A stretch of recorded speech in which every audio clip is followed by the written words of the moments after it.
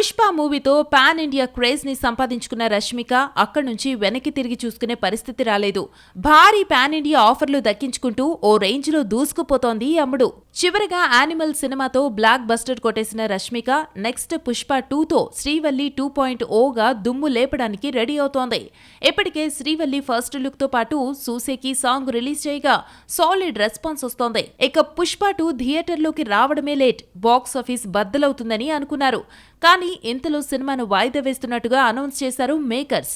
మంచి quality output కోసం వాయిదా వేస్తున్నట్టుగా తెలిపారు. డిసెంబర్ 6న పుష్ప 2 ప్రేక్షకుల ముందుకు రానుందని కొత్త డేట్ ని ప్రకటించారు. దీంతో రష్మిక కాస్త డిసప్పాయింట్ అయినట్టుగా తెలుస్తోంది. ఎందుకంటే బాలీవుడ్ లో విక్కీ కౌశల్ తో కలిసి రష్మిక నటిస్తున్న చావా మూవీ అదే రోజు ప్రేక్షకుల ముందుకు వచ్చేందుకు సిద్ధమవుతోంది. ఛత్రపతి శివాజీ జీవిత కథ ఆధారంగా తెరకెక్కుతున్న ఈ సినిమాపై అంచనాలు భారీగా ఉన్నాయి. అందుకే పుష్ప చావా మధ్య బాక్సాఫీస్ ఫైట్ తప్పదు. రెండు సినిమాల వసూళ్లపై కూడా ఎఫెక్ట్ పడుతుంది. రష్మిక కూడా ఈ సినిమాలు ఒకేసారి రిలీజ్ అయితే ఇబ్బందేనని భావిస్తోందట. అయితే చావా సినిమా వాయిదా పడే ఛాన్స్ కూడా ఉందని బాలీవుడ్ వర్గాలు చెబుతున్నాయి. పుష్ప 2 పై నార్త్ లో సాలిడ్ బజ్ ఉంది.